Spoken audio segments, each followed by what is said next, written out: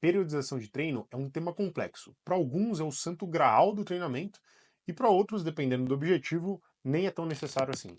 Nos próximos minutos eu vou apresentar os principais modelos de periodização e responder a pergunta: é necessário periodizar para alcançar um físico mais estético? Meu nome é Felipe Guitarrari, eu sou especialista em treinamento de força e nesse canal eu vou te ensinar como treinar para alcançar um físico mais estético e mais harmônico, tudo com base na ciência. Já se inscreve no canal e deixa o seu like, que isso vai ajudar muito a eu continuar trazendo conteúdo de qualidade. E se você tem interesse que eu monte um treino totalmente personalizado, com base em todos os seus objetivos e necessidades, e você tem um contato direto comigo, um a um mesmo, por WhatsApp, é só clicar na ficha de interesse para minha consultoria que vai ficar aqui embaixo, que a minha equipe já entra em contato. Mas vamos lá, sem mais delongas, o que é periodização? Bora entender então o que é periodização. Nós temos 4 modelos principais. Vamos começar com periodização linear. O que é periodização linear? É uma periodização em que o volume, conforme o tempo vai passando, reduz. O que é volume? Tá? Volume pode ser a quantidade de séries que você faz, ou até mesmo a quantidade de repetições que você utiliza nas séries. Então, nesse exemplo aqui que eu estou dando, nós temos em uma fase inicial, tá? Em um bloco aqui inicial, nós temos de 15 a 20 repetições máximas, depois a gente passa para 10 a 12 repetições máximas, e depois a gente passa para 6 a 8 repetições máximas. E conforme essa quantidade de repetições reduz, o volume reduz, a intensidade no treinamento de força é o peso que você utiliza. A intensidade aumenta gradualmente. Então imagina comigo, nas primeiras semanas você está fazendo mais repetições com menos carga. Conforme as semanas vão passando, você vai reduzindo um pouco essa quantidade de repetições e aumentando a carga. Isso daqui é um modelo de periodização, é uma das formas, tá? E como a gente divide os períodos dentro de um modelo, é conhecido principalmente como macrociclo, que é o período inteiro, mesociclo, microciclo. Então nós temos algumas divisões, alguns segmentos dentro da periodização para saber exatamente o que a gente vai fazer naquela semana, o que a gente vai fazer naquele mês, o que a gente vai fazer na periodização como um todo. Porém, conforme o tempo vai passando, a principal característica da periodização linear é essa redução de volume e o aumento no peso que você utiliza, o aumento de intensidade. Esse aqui é um dos modelos. Já na periodização linear reversa, é justamente o oposto que acontece. Vejam bem, nós temos um aumento no volume, então imaginem que vocês começariam com menos repetições, né? Ou até mesmo menos séries, e essa quantidade de repetições ou séries vai aumentando conforme o tempo for passando, e o peso utilizado, até mesmo se a gente pensar no aumento da quantidade de repetições na série. Se a gente pensar que não vai aumentar a quantidade de repetições na série, se a gente pensar só que vai aumentar a quantidade de séries, não necessariamente o peso diminui, ok? Mas se a gente pensar que vai aumentar a quantidade de repetições, conforme o tempo vai passando, o peso que vocês utilizam tende a reduzir. Esse daqui é um outro modelo de periodização, que é a periodização linear reversa. Esse daqui é um modelo bem famoso, né, que é a periodização ondulatória. Como o próprio nome já diz, né, e o exemplo aqui, né, fica bem claro, nós temos uma ondulação, nós temos uma grande variação no volume e na intensidade. Percebam aqui, no início, né, isso aqui é a semana um, semana 2 e a semana 3. Na semana um, dentro da semana um, eu terei treinos em que eu vou fazer com 50% de um RM. O que é isso? É 50% de uma repetição máxima. Então imaginem que para fazer uma repetição máxima em um supino, vocês movem 100 quilos. Para fazer uma repetição no talo, beleza? Vai conseguir completar essa repetição, mas não vai conseguir fazer duas. Então vocês estão utilizando 100 quilos. Treinar com 50% de um RM significa que em um determinado dia você vai treinar com 50 quilos, ok? E aí, em um outro dia da mesma semana, vocês treinam com 65 quilos. E o outro dia da mesma semana, vocês treinam com 80 quilos, né? Eu estou dando o exemplo de 100 quilos para ficar prático. E, obviamente, com cada um desses treinos, a quantidade de repetições que vocês utilizam vai variar. É claro que a quantidade de repetições para fazer com 50 quilos vai ser maior do que a quantidade de repetições para fazer com 80 quilos. Percebam, então, como a gente vai subindo isso conforme a semana passa, depois cai novamente, sobe de novo, cai novamente, sobe de novo. Então, esse é um modelo de periodização ondulatória. Essas oscilações podem acontecer semanalmente, podem acontecer diariamente. Então, é um modelo de periodização que muita gente gosta de utilizar. Aqui nós temos outra queridinha, né, que é a periodização em bloco. como o próprio nome já disse, nós temos blocos aqui, conforme o tempo vão passando, e cada um desses blocos tem uma característica. No bloco 1, por exemplo, a quantidade de exercícios é reduzida.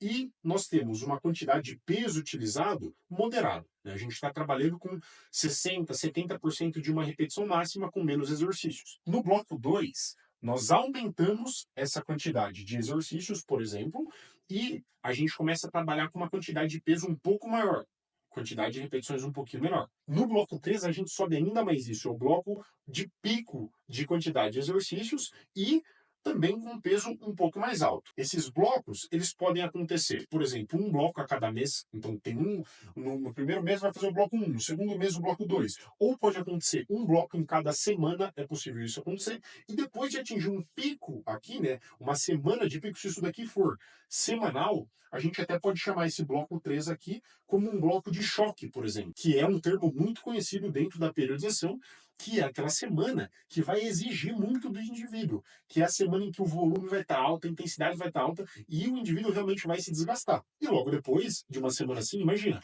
você vai estar cansado, você vai estar cansada, né? Aí tem um períodozinho aqui, né, que seria um bloco 4, para uma melhor recuperação. Como vocês perceberam, esses blocos, né, esses modelos de periodização surgiram principalmente para que um indivíduo ou um grupo de indivíduos atinja o maior nível de performance em uma modalidade esportiva. Isso daqui não foi criado para hipertrofia muscular. Quando a gente vai para o treinamento de força visando a hipertrofia, o que aconteceu foi que muitos dos treinadores foram buscar material, ferramenta que utilizavam anteriormente para a modalidade esportiva para tentar aplicar isso no treinamento para hipertrofia e ver se isso geraria um maior aumento de massa muscular. Poxa, vamos colocar periodização em bloco, vamos colocar uma periodização ondulatória, será que vai fazer diferença para hipertrofia? Tem muita gente que jura de pé junto que faz. Agora, queria apresentar algo para vocês aqui que mostra o contrário, que é justamente uma revisão. Então, o que é uma revisão, para quem não entende? Basicamente é o seguinte, um estudo que faz uma análise de uma coletânea de todos os estudos envolvendo periodização, comparando periodização com modelos não periodizados. Então eles vão lá, vão analisar tudo e vão dar o veredito, vão dar o resultado. É isso que se espera de uma boa revisão. E o que se encontrou nessa revisão aqui, ó, de 2022? Eles compararam principalmente dois modelos, os modelos periodizados, e aqui dos modelos periodizados estão esses 4, por exemplo, que a gente acabou de ver aqui. Eles compararam esses modelos com modelos não periodizados. O que é modelo não periodizado? É um modelo que não vai seguir nenhuma dessas periodizações. Vai ter um ajuste ali na quantidade de séries que vai ser meio que aleatório na semana. Não tem essa organização estrita, não tem essa organização que é minuciosa. Não, só vai distribuindo minimamente ali as séries durante a semana, sem grandes oscilações, sem crescer, sem descer dessa maneira, e compara os dois modelos. O que eles encontraram? Que o modelo periodizado e o modelo não periodizado tiveram exatamente o mesmo impacto para hipertrofia muscular. O resultado foi o mesmo. 0,34% de hipertrofia foi encontrado por semana, isso daqui, no modelo periodizado, e 0,27% por semana no modelo não periodizado. Poxa, Felipe, caramba, mas então periodizar não funciona? Bom, periodizar seguindo esses modelos que eu acabei de apresentar para vocês, pensando em hipertrofia, é irrelevante. Pensando em hipertrofia, é irrelevante, né? Esses modelos tradicionais. Isso significa que você não precisa seguir algumas orientações-chave? Não, você precisa. Tem algumas orientações que você precisa seguir para que você tenha um bom resultado em hipertrofia muscular, mas não é seguir um modelo que é um modelo clássico, um modelo tradicional de periodização que vai gerar algum resultado adicional, beleza? Quais são as orientações? Primeira delas, se você está começando a treinar, né, você não tem uma estrutura ali ainda de séries para os músculos, começar com 10 a 20 séries na semana. Às vezes, para um indivíduo que não treina, está totalmente destreinado, começar com menos, com até 10 séries na semana, sensacional. Agora, se manter aqui entre 10 a 20 séries por músculo por semana,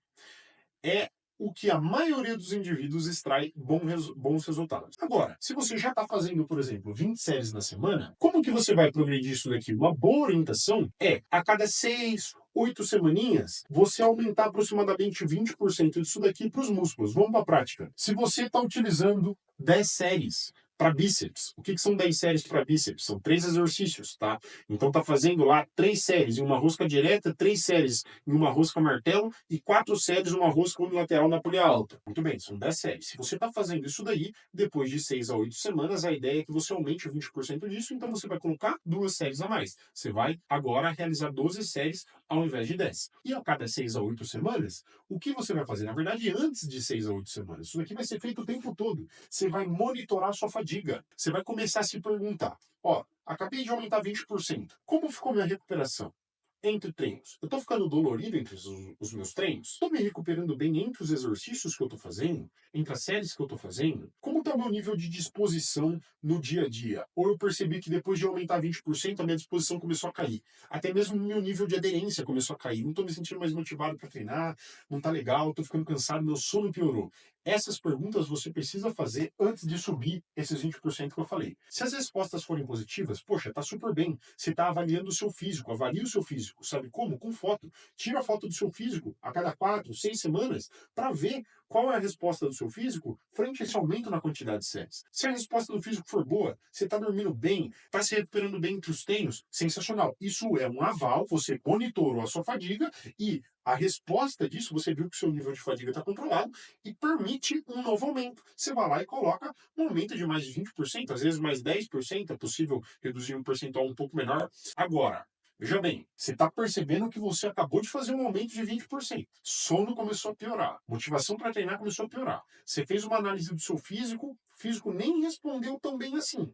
Começou a piorar o seu rendimento entre os treinos. Você está entrando no próximo treino meio dolorido. Epa, sinal vermelho. Começou a ficar mais inflamado, né? Aumentou o período da inflamação, isso significa que esse volume de treino, essa quantidade de séries pode estar exacerbada para você. Esse é o momento de repensar o seu treino, analisar o seu treino. E não simplesmente só pegar e colocar um período de descanso. Colocar um período de descanso pode fazer bem. Colocar uma semana, 10 dias com menos séries, com menos peso. Mas além disso, você precisa pensar se essa quantidade de séries que você está utilizando, o seu corpo vai aguentar. Em alguns dos casos, você precisa dar um passo atrás. Você precisa reduzir um pouco do aumento que você acabou de fazer, né, para que o seu físico volte a responder bem. Então, você vai monitorar a fadiga, isso vai acontecer o tempo todo, mas principalmente ali a cada 4 a 6 semanas. Eu monitoro a minha fadiga a cada 15 dias. Eu me faço essas questões que eu acabei de falar para vocês a cada 15 dias. Funciona muito bem comigo. Agora, se você está utilizando mais de 10 séries para um músculo por semana, por exemplo, está fazendo 15 séries para bíceps, o que eu recomendo? Que você divida essas 15 séries não em um treino só, em 2 ou 3 dias da semana. Porque se você divide essas séries em mais dias da semana, o que acontece é que você performa melhor em cada dia. Imagina, se você realiza 15 séries de uma vez só, o que acontece com as últimas séries? Você perde performance, você começa a ficar cansado, você não consegue mover mais tanto peso. Agora imagina se você, ao invés de fazer as 15 de uma vez, você faz 5 num dia, 5 em outro e 5 em outro. Percebe como você entra mais disposto, mais descansado, move mais peso?